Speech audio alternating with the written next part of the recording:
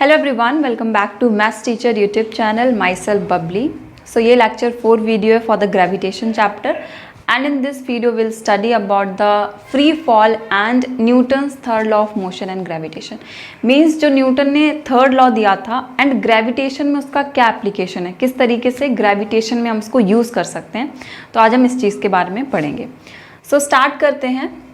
Newton's third law of motion and gravitation. As you know, the statement of Newton's third law of motion is every action has equal and opposite reaction. ठीक है. And मैंने बहुत अच्छे तरीके से आपको ये लॉ पढ़ाया था, बताया था कि एक्शन रिएक्शन फोर्स दो सेपरेट बॉडी पे लगती हैं. ठीक है. For example, so this is a table and you put a box over it. क्या मतलब होता है action reaction force on two bodies, वो समझा रही हूँ. तो बॉक्स क्या करेगा, टेबल पे एक एक्शन फोर्स जनरेट करेगा एंड टेबल बॉक्स पे क्या करेगा, एक रिएक्शन फोर्स जनरेट करेगा in the opposite direction. So action force यहाँ पे कौन लगा रहा है, बॉक्स लगा रहा है ऑन टेबल, एंड टेबल क्या कर रहा है, आप इस तरीके से भी लिख सकते हो. यहाँ पे जगह नहीं थी तो मैंने एरो यहाँ पे बना दिया. ठीक है, इधर लगेगा एरो, इस तरीके से ऐसे एरो होगा. ठीक है. बॉक्स क्या कर रहा है, टेबल पे एक एक्शन फोर्स जनरेट कर रहा है एंड टेबल क्या कर रहा है, बॉक्स पे एक equal and opposite reaction force generate कर रहा है. तो एक्शन फोर्स बॉक्स जनरेट कर रहा है, रिएक्शन फोर्स टेबल. तो एक्शन एंड रिएक्शन फोर्सेस दो डिफरेंट बॉडीज होती हैं, वो जनरेट करती हैं. ठीक है. एक बॉडी सिंगल बॉडी नहीं करेगी जनरेट, एंड मैंने रीजन भी बताया था. ठीक है. सो जब हम बात करते हैं ग्रेविटेशन की, ग्रेविटेशन मतलब क्या है, वर्टिकल मोशन, या बॉडी को ऊपर से नीचे ले जा रहे हैं या हाइट से ड्रॉप कर रहे हैं. It states when Earth exert force of attraction on an object, then the object also exert an equal and opposite force on Earth. देखो वही मतलब आ गया, every action has equal and opposite reaction.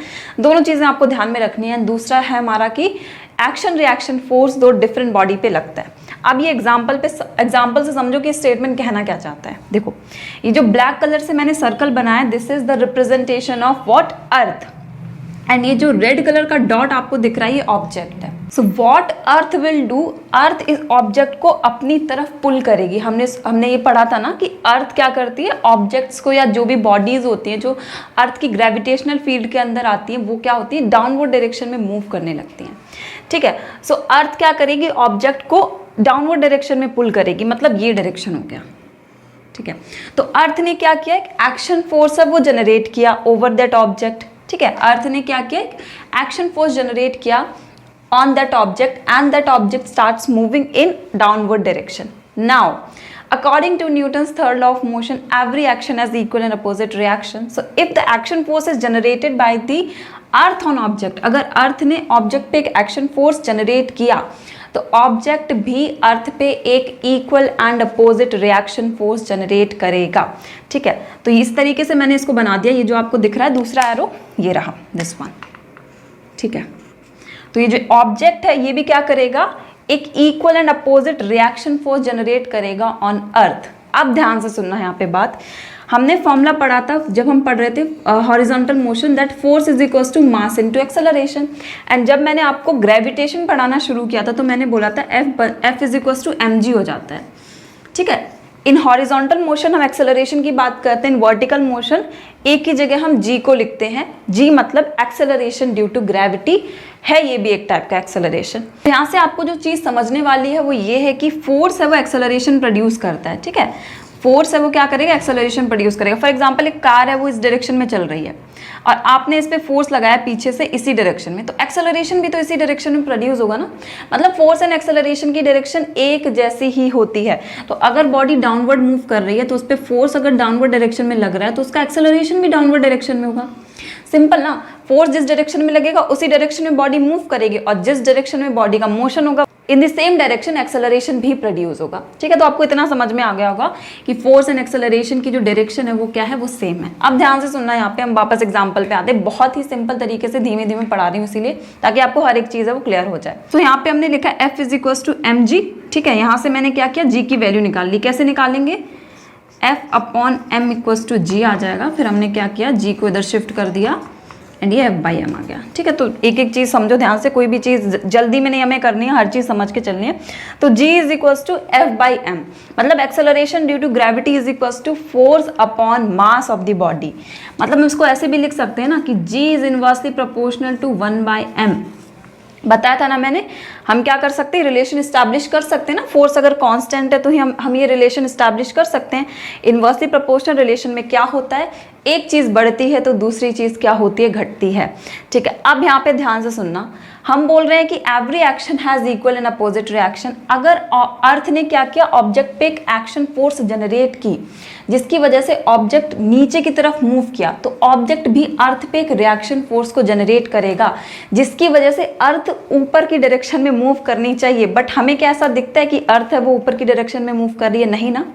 But Newton के third law के according तो होना चाहिए। सो अगर आप एक ऑब्जेक्ट पे डाउनवर्ड डायरेक्शन में एक एक्शन फोर्स लगा रहे हो तो वो ऑब्जेक्ट भी तो आप पे equal and opposite reaction force लगाएगा ना। तो अर्थ को तो ऊपर मूव करना चाहिए था, बट ऐसा तो होता नहीं है। तो यहाँ से समझ में आएगा वो आपको।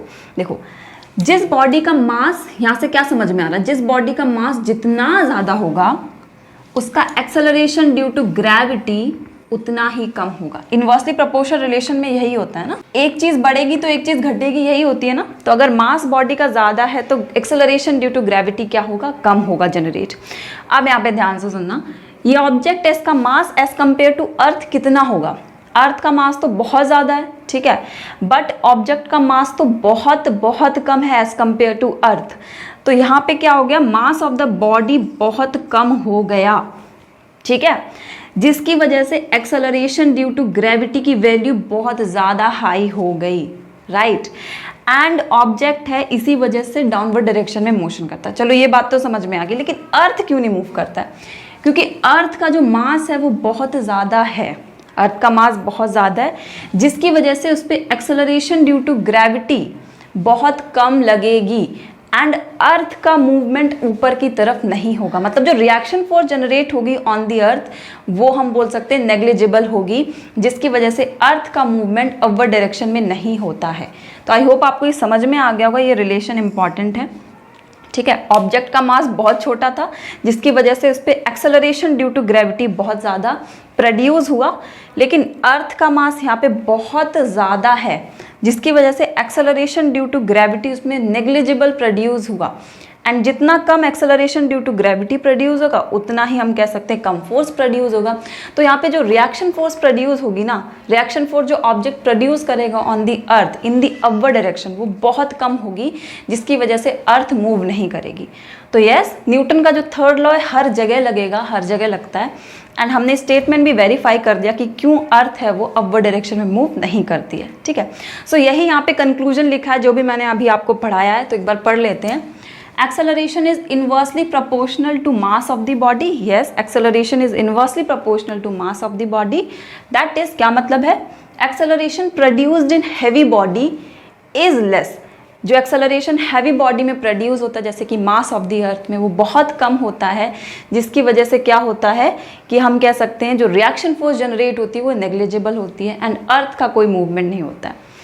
Acceleration produced in light weight body is very high. Okay, stone, यहाँ पे मान लो ऑब्जेक्ट आप स्टोन मान लो, ठीक है, stone mass is very small, stone का मास बहुत कम होता है। So acceleration produced on stone by the earth is very high.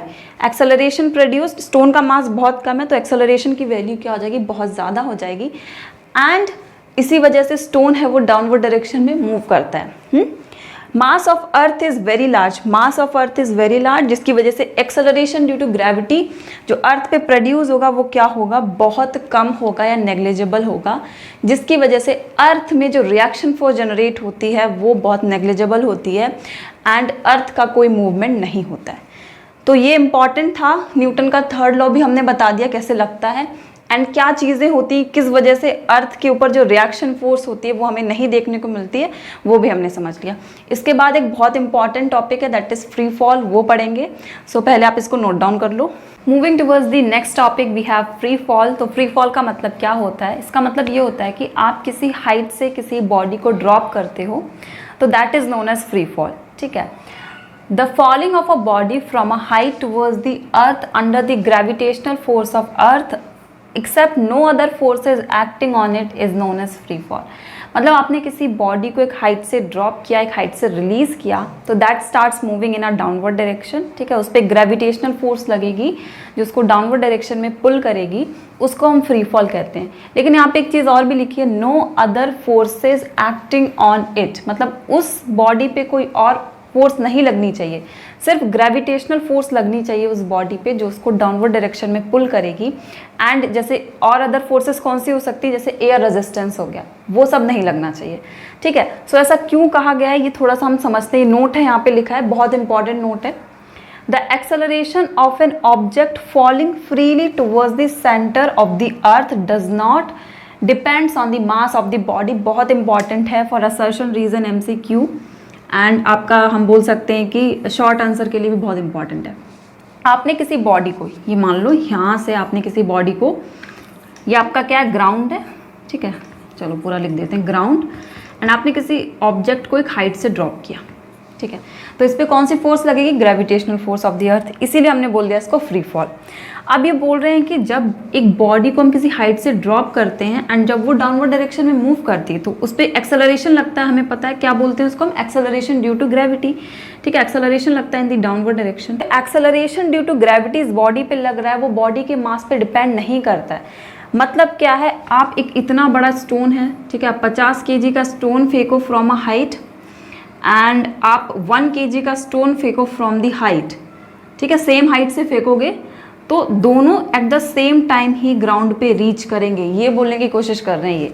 मतलब दोनों पे same amount of acceleration due to gravity लगेगा एंड उसकी वैल्यू इंपॉर्टेंट है, कितनी लगती है, कितना होता है, दैट इज 9.8 और हम बोल सकते हैं 10 मीटर पर सेकेंड स्क्वायर। इंपॉर्टेंट पॉइंट है बहुत ज़्यादा। Case of free fall, acceleration produced in bodies does not depends on the mass of the bodies.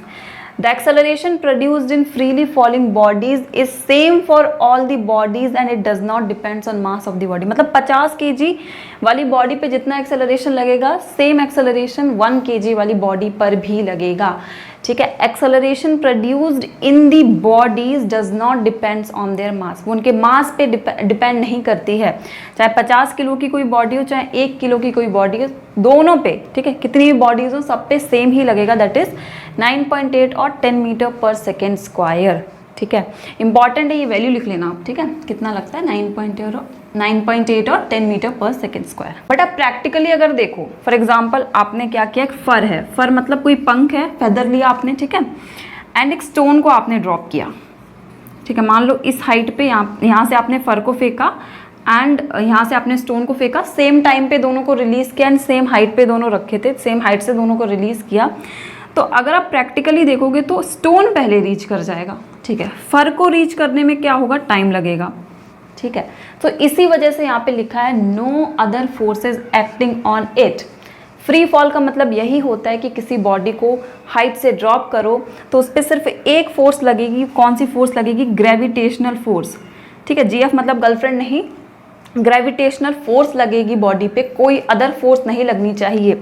पंख है जो, फर मतलब पंख है, उसको ज़मीन पे पहुंचने में ज़्यादा टाइम लगेगा एज़ कम्पेयर टू स्टोन, क्यों, क्योंकि उसका सरफेस एरिया ज़्यादा होता है, ठीक है, पंख होता है इस तरीके से आप मान लो, ठीक है, थोड़ा अजीब पंख है बट एग्जाम्पल मान लो, तो उसका सरफेस एरिया ज़्यादा होता है, तो क्या होगा, उस पर एयर रेजिस्टेंस ज़्यादा लगेगा जिसकी वजह से वो ज़मीन पे सेम टाइम पे नहीं पहुंचेगा, स्टोन पहले पहुंच जाएगा। इसीलिए यहाँ पे ये लिखा है कि सिर्फ हम ग्रेविटेशनल फोर्स की बात करेंगे, बाकी सारी फोर्सेस आप निग्लेक्ट कर दो, बाकी सारी फोर्सेस हम अज्यूम नहीं कर रहे हैं, कोई एयर रेजिस्टेंस ना लगे बॉडी पे, ठीक है, और कोई अदर फोर्सेस नहीं लग रही है, सिर्फ एक फोर्स लगेगी, ग्रेविटेशनल फोर्स, जो कि बॉडीज को डाउनवर्ड डायरेक्शन में पुल करेगी, ठीक है।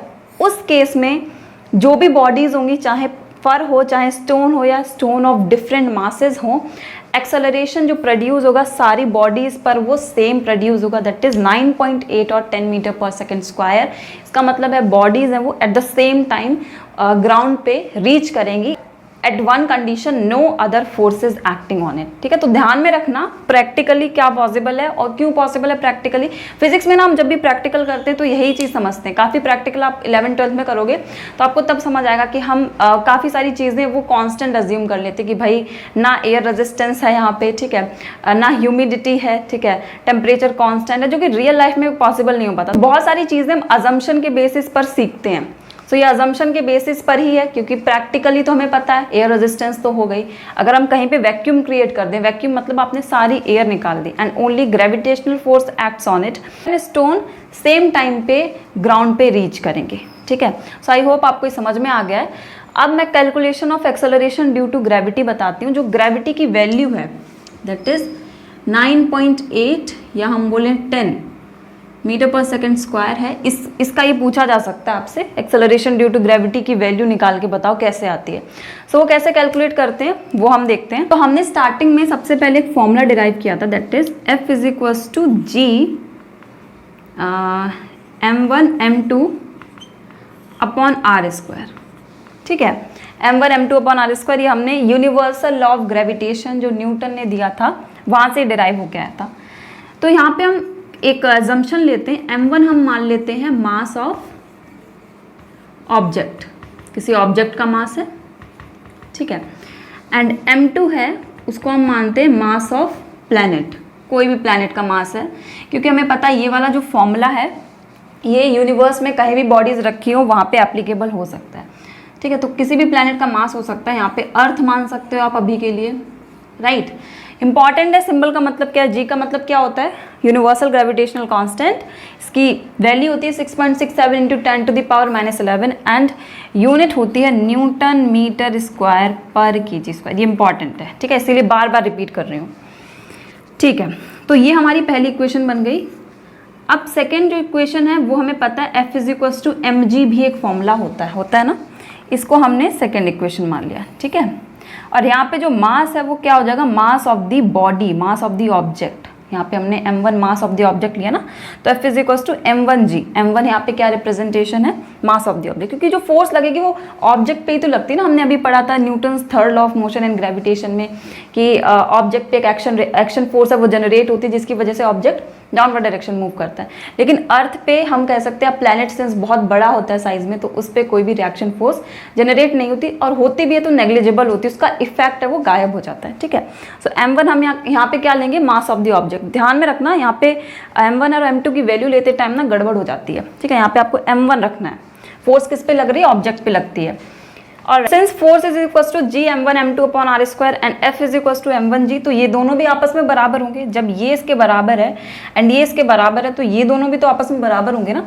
तो यही हम चीज़ लिखेंगे g m1 m2 upon are square is equal to m1g। ठीक है, अब हम क्या करेंगे, सिंस हमें calculation of g gravity acceleration due to gravity की वैल्यू निकालनी है, तो g को हम इधर ही रखेंगे, m1 यहाँ पे शिफ्ट हो जाएगा, है ना। जब यहाँ पे शिफ्ट होता है, इक्वल का साइन बीच में होता है, तो क्रॉस मल्टीप्लिकेशन हो जाता है। तो ये कितना आ जाएगा हमारा, this will be g m1 m2 upon are square into m1 equal to small g। ठीक है, इस तरीके से। अब यहाँ पे भी m1 है और यहाँ पे भी m1 है, ये कट गया।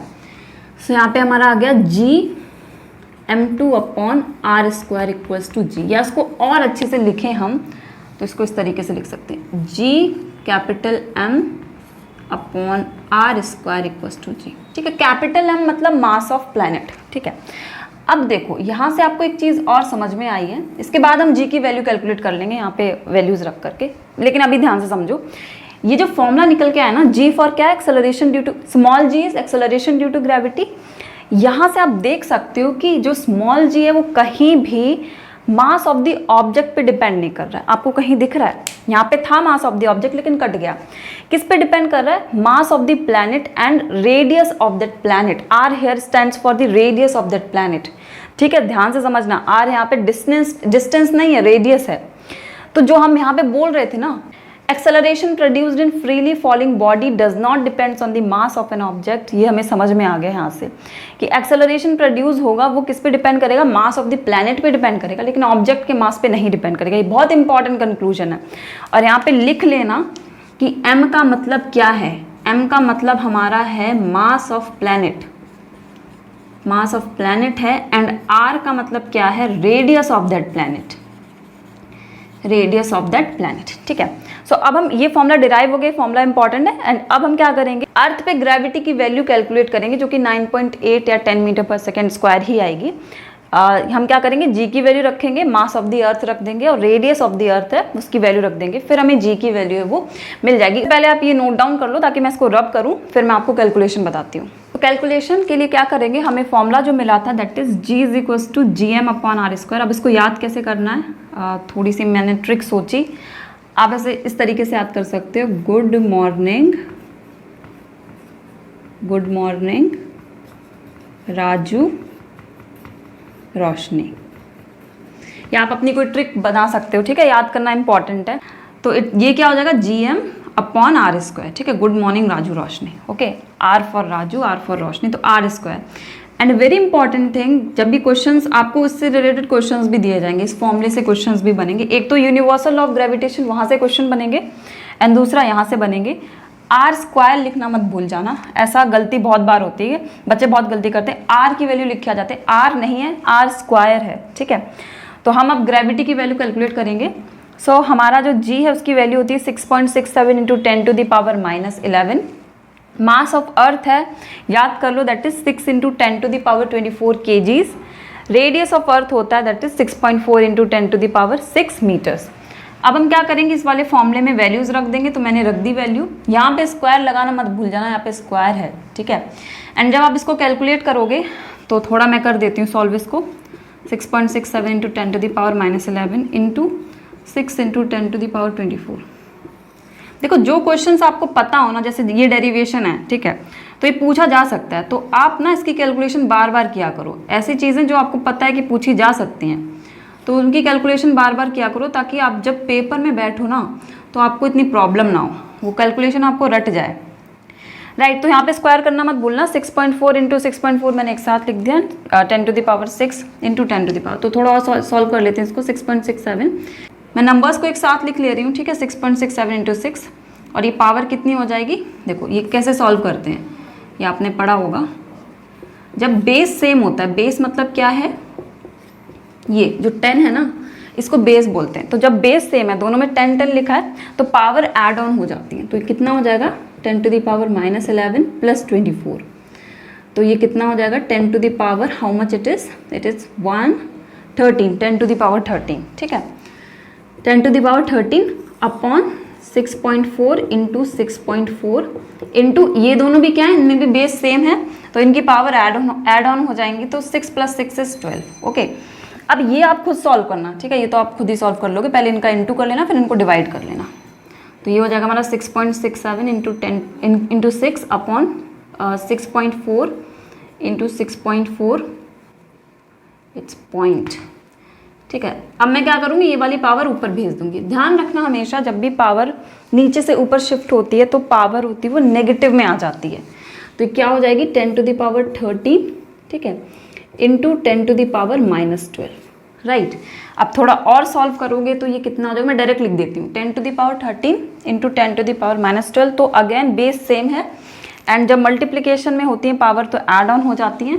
सो it will be 10 to the power 13 -12 which is 10 to the power 1, मतलब सिर्फ 10 बचेगा, ठीक है। समझ में आ गई होगी आपको कैलकुलेशन। बाकी आप कैलकुलेशन खुद करना, ऐसे डायरेक्ट लिख के मत लाना, ठीक है, थोड़ी कैलकुलेशन करके आना।